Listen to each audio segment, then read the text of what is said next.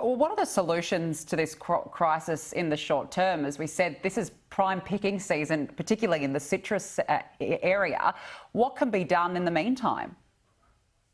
Well, people who are interested can certainly go to those two sites that I've mentioned, the Harvest Trail, the Australian Government Harvest Trail, and then any of the labour hire companies. I've spoken to a labour hire contractor this morning who is excellent, and he's short on workers as well. So it is definitely across the board.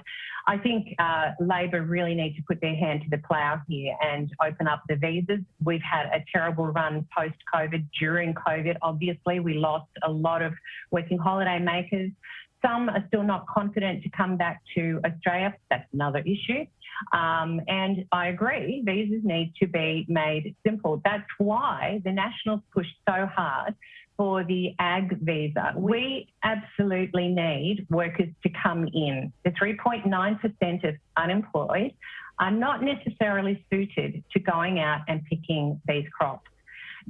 People who are going out there, the farmers have told me they're paying $40 a bin at the moment. They can do, I don't know what it is, 10:30 to 4:30 in the afternoon, 6 hours, and pick 10 bins and make $400 a day. That's pretty extraordinary, and it certainly made people think about taking this on as a job. The fact is that it is a seller's market in terms of the labourers themselves can almost set the figure. And fortunately, the prices, export prices in particular, are good enough for farmers to be able to offer a good wage.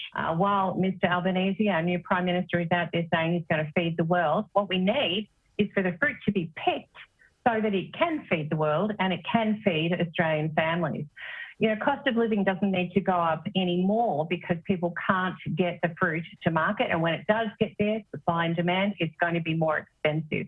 We need workers. We need the fruit picked so it can get on our shelves and not cost people an arm or a leg.